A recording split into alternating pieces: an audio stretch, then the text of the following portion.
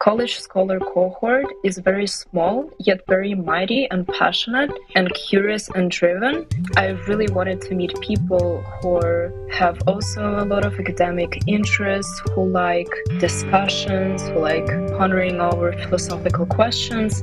And so maybe that was one of the reasons why I really wanted to apply. I wanted to be among those people, and I want to belong to that community. You're listening to Speaking of Language, a podcast recorded at the Language Resource Center at Cornell University.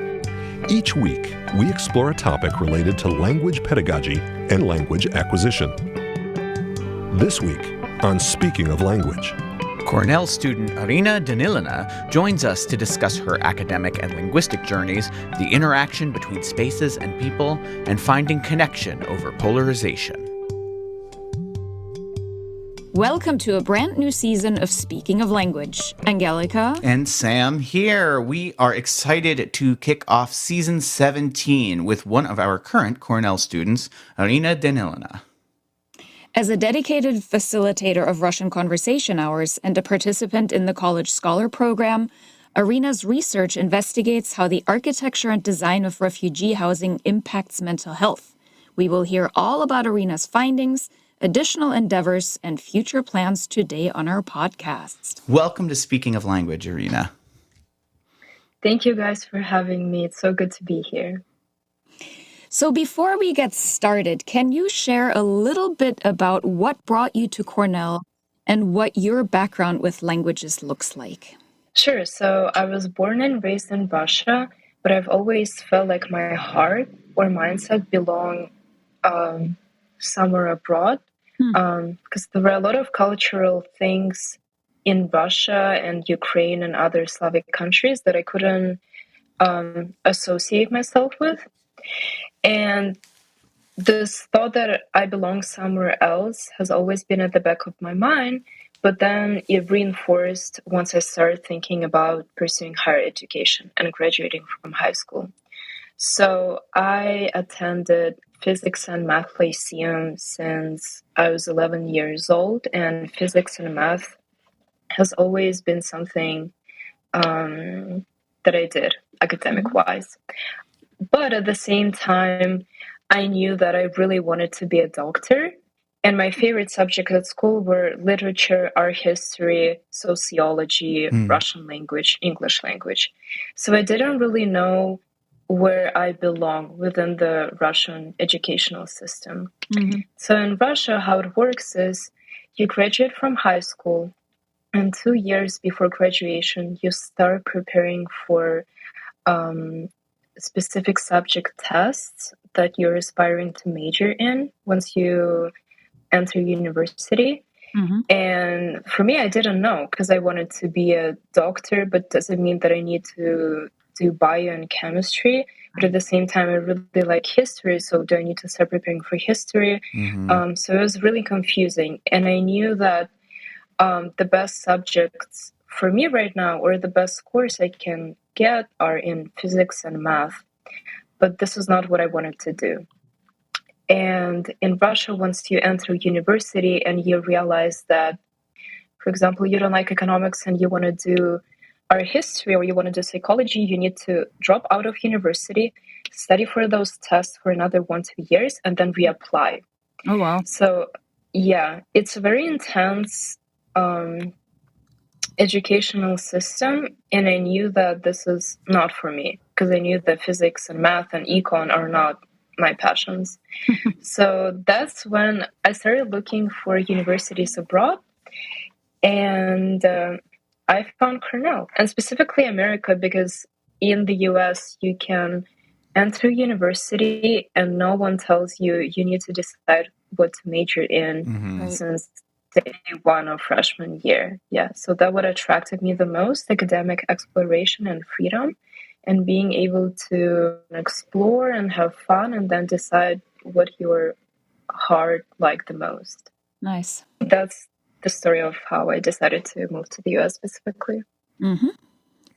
Terrific. Well, you are part of the College Scholar program here at Cornell. Listeners can check out Season 12, Episode 7, when we spoke with two previous College Scholar students, McKenna and Jack.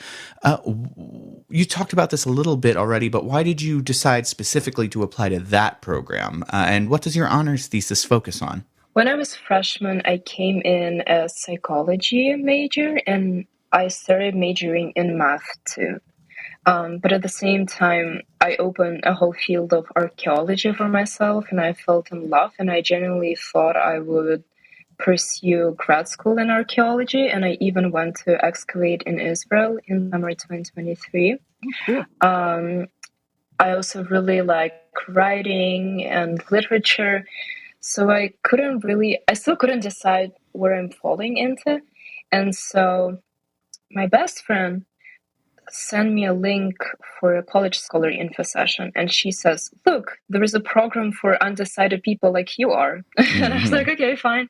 And so I attended the info session, and I realized that this is a very precious program to be in at Cornell, because Cornell is such a pre-professional place, I feel like, and a lot of students just want to get their degree and get out of college and find themselves on a Wall Street, while college scholar cohort is very small, yet very mighty and passionate and curious and driven. So I really wanted to meet people who have also a lot of academic interests, who like discussions, who like pondering over philosophical questions.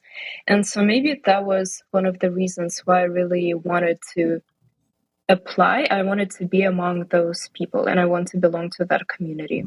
Nice. Once I came back from Israel, I was really interested in church or religious space, from the perspective how it interacts with people and how it can reinforce their beliefs, how it can reinforce some actions or become religious, etc., etc. Because, for example, a lot of people who are coming to the field of archaeology wanted to answer those questions the Bible raised in them when they were 5, 6, or 7. So I found it really interesting.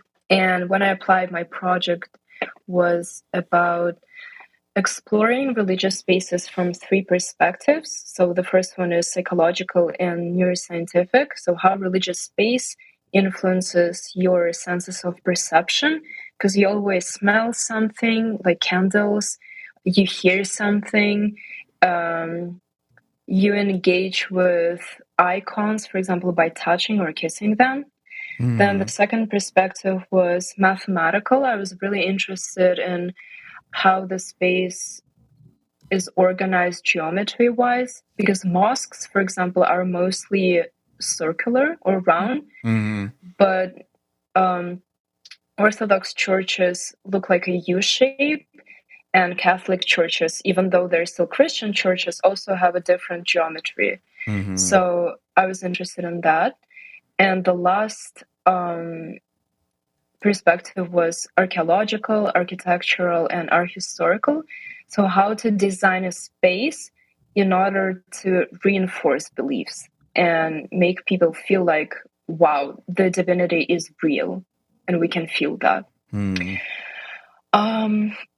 But during that year, I also fell in love with neuroscience, and I was working in a lab, and I started going back to my desire of becoming a doctor. And then over the summer, I shadowed a doctor in New Jersey, and it was primarily Russian-speaking community and Russian-speaking patients. And it was also the month, July 2024, when the conflict between Gaza and Israel started to worsen. And the site I was working at the previous summer was bombed. And it was also the summer when the situation between Russia and Ukraine also was worsening. And I was just feeling so confused and sad. And I asked myself whether I really do want to pursue the church question, because there are issues that need more attention and more action. Right. And that's, yeah. And so then I was like, if I'm so privileged to be if I was so privileged to get into college scholar program, I need to take out the most of it. Mm-hmm. And I decided to change my thesis. And I knew that I wanted to do something regarding education, healthcare within communities and with underserved populations. Mm-hmm. But I was really lucky to be surrounded by right people in fall 2024. First, I started taking public policy course with Dr. Fikara. That's called Refugee Pathways and Resettlement Policy. And that's when I started minoring in public policy. And so I opened the whole new world of refugees for me. Mm-hmm. And at that time, I was able to connect with one of the faculty members at anthropology department, Saida Hodzic, and she was a Bosnian refugee herself. Mm-hmm. And she was the one who supported me throughout that whole semester, and she helped me develop the whole idea. And she was the one who never let me give up, because that was the semester when I was actually considering dropping out of College Scholar. But she really did help me, and so did Dr. Fikar. And so by the end of the semester, I knew that I want to research architecture and design of refugee camps and how they impact mental health, because I was still very interested in the interaction of space and how it's being built and people who eventually reside there. That is, yeah, what a fascinating topic. Thank you. Do you already have certain findings that you can share? So, what is that interaction of the space and the people? Or are you still at a point in your research where you're still collecting information and data? I'm still collecting information and data, but I already have a little bit of vision. So last spring, in spring 2025, I actually took a gap semester and I went to Munich, Germany, and I was volunteering with Ukrainian refugees and at the Ukrainian Youth Center. And at the same time, I was interviewing mothers. So my faculty advisor and I developed a semi-structured informal interview in order to get a holistic picture of how people feel in those accommodations.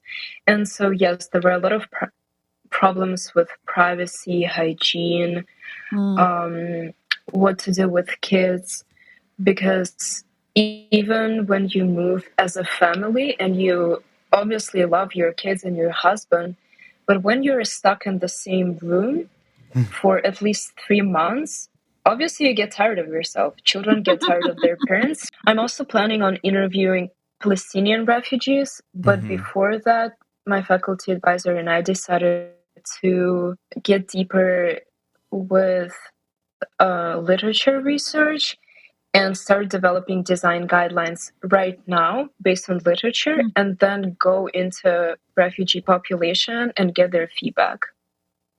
Cool.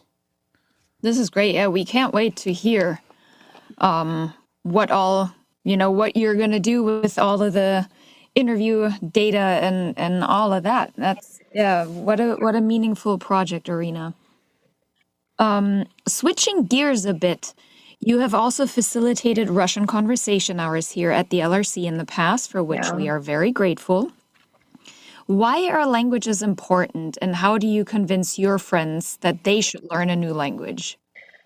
So I think for me, language is a very powerful tool. It's something we as humans possess, and other creatures like animals don't really have.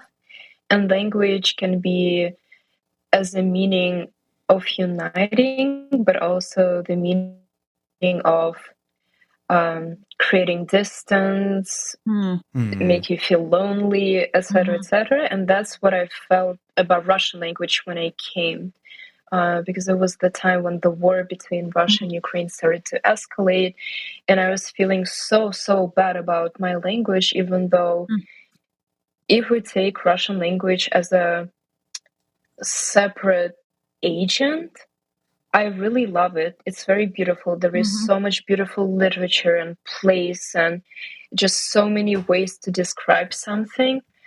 Even though I know to foreigners it sounds aggressive, but once you really learn it, you start admiring it. It's very versatile. But when I came and people were asking where I was from, I was so ashamed of saying that I was from a country that attacked its neighbor. And I really wanted to forget Russian. I was like, no, no, no, we're switching to English. You can't speak Russian. That's a terrible, terrible, terrible language, terrible association. But then I couldn't really, because I was still missing home. I was missing literature. I was missing my thoughts in Russian. I was missing talking to my friends in Russian jokes and slang. So that's when I thought that maybe due to facilitating Russian conversations, I can kind of bridge the gap between people who want to speak and practice Russian, but they also feel confused about it, and the language itself to kind of get rid of all stereotypes that are surrounding the language right now. And that's when I reached out to Language Resource Center and I asked whether there were any Russian clubs or Russian speaking events, and they said that there were in the past, but then once the work broke out, everyone decided to leave. And I thought that maybe I can help undermine this association between the government that is doing atrocities with the language that didn't really do anything, and people who speak that language also didn't do anything, if you think about that. So eventually I started volunteering as a Russian conversation hour, and I was amazed by how many people joined. And apparently there were so many Russian speakers, maybe like second generation at Cornell, and people loved it so much that I think I started volunteering my freshman spring, and so by the end of sophomore fall, people would come up to me and they would say, hey, can we meet more than 1 hour a week? Can we hang out? Can we speak Russian more than that? And so that's how we eventually came up with our club, Dom Cultura. So that was an amazing experience. Fantastic. That's the perfect lead into our next question. Let's talk about Dom Cultura. Tell us about it. You already talked about how it came about, but what do you do and where can our listeners find out more about it? This club translates to House of Culture, because in the Soviet Union and even back in Imperial Russia, these were massive community hubs. So places where people went for everything: dance studios, cinema, sports, art collecting. My mom told me when I was a kid that she would go to hang out with friends. And so that's the meaning of the name of the club, but also, I guess, the purpose of the club. Yeah. So we decided to design the space to be also multi-use and for everyone. And we wanted to borrow that feeling, not the political side of it, but the community side. And we kind of tried to build a metaphorical house of culture here at Cornell. Just like House of Cultures had rooms for everything from ballet to chess, we wanted our club to have room for every kind of Russian speaker and learner. Cool. So it's a place where we play chess, we bring Russian food, we watch Soviet movies, we connect, we listen to Russian music, people practice Russian, people make friends, and it's a very cool space to be at. And if you're interested, there is I think a link on the campus groups, and we also have an Instagram page. Wonderful. And we will make sure that we link to that in the show notes as well, so people can easily find all about your club. Thank you. Yeah. So, Arina, you've already talked a little bit about this just a moment ago. You have described language as, quote, as not just communication, but as a vessel for dignity and belonging, end quote. How can we change the world for the better through language and connection? I think people should really start minding what they say and what they post, because a lot of polarization right now is happening I think, due to social media and what sources you consume. Because different social media and different news outlets choose to tweak language in the way that's beneficial for them. Mm-hmm. So I think it's very important to start using language as a connector instead of something that polarizes populations, and really mind what you say and what you read and what you consume, and always embrace different perspectives and trying to build your own one. And I think especially with AI and how it's a language build model, I think it's also very interesting to, or maybe important to start developing it in a way so it's going to unite people instead of polarizing. Yep, absolutely. What are your future plans, and how do they include your language proficiency and knowledge? So my future plan is still very unclear, but I know I want to do one thing for sure. I really want to work and connect with people, and I really want to bring my language skills. That was one of the reasons I started learning Spanish, because I really wanted to understand the history behind migrants and refugees from Latin America, for example, to start watching movies about them, to maybe in the future help them and work with them. The same way I helped and worked with Ukrainian refugees through my Russian language, and the same way I use my English to connect here in the US. So I hope to find a profession in the humanitarian aid. I think this is my true and the biggest passion. But I'm still figuring out which path to choose to approach this field. So maybe it's a med school, maybe it's a law school. I'm thinking about public policy and maybe social media right now because I like writing, I like languages, and I also like justice, I guess. And I think when you possess many languages and you see how people interact and how you can bridge gaps, you start perceiving your fluency as a mission to do good and to bring populations that are being polarized. Yep, those are all very important things, and we are so excited to see where this all takes you and how your honors thesis is progressing. So do keep us posted on all of that. Of course, thank you guys. Yeah, any other things, projects that are in the works that you'd like to share with us? Sure, yeah. I've started working with this organization that's called the Lost Enzyme Project, and it's focusing on the children who have enzymes that do not work properly. And so that results into cognitive deficits, results into blindness, hearing loss, etc., etc. And so there I work as operations and communications intern. And there we also try to bring together the community of those people. And we do need help right now to hear us out because we are trying to gather as much research as possible in order to get funding to start developing the treatment.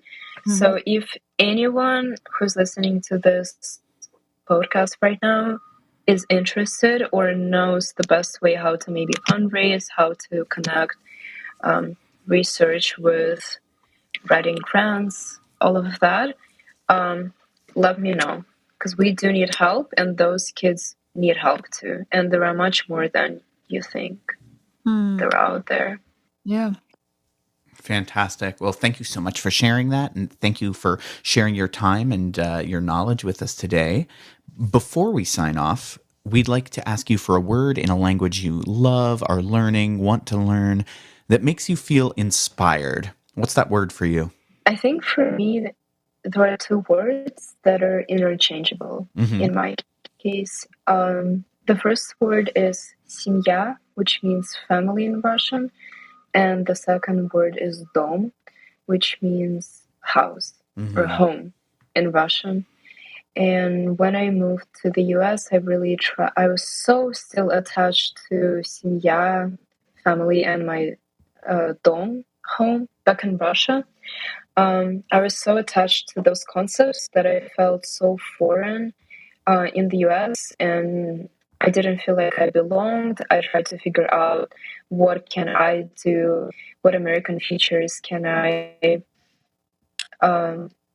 embrace, or obtain in order to start feeling like I truly belong.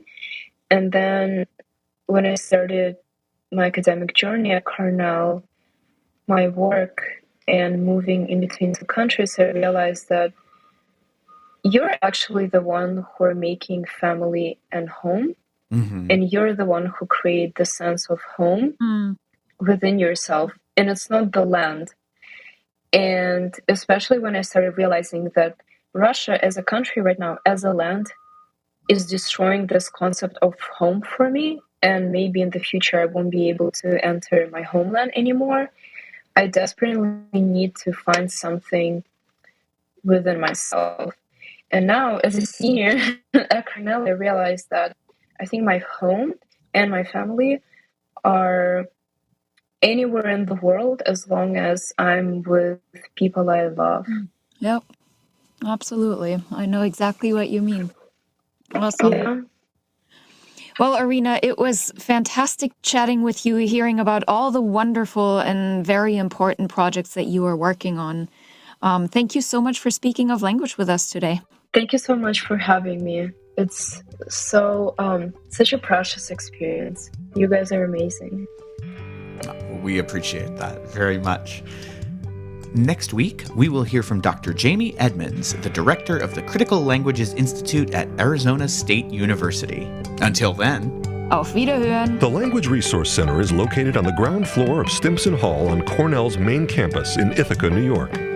Check us out on the web at lrc.cornell.edu. And follow Cornell LRC on Facebook, Instagram, and Blue Sky. Speaking of Language is produced by Angelika Kramer and Sam Lupowitz. Recorded by Sam Lupowitz. Original music by Sam Lupowitz, Dan Gable, and Joe Gibson. Thanks also to the College of Arts and Sciences at Cornell University. As a reminder, the ideas and opinions expressed on this podcast do not reflect those of the College of Arts and Sciences or any other official entity of Cornell University. We thank our listeners, and do stay tuned for our next episode.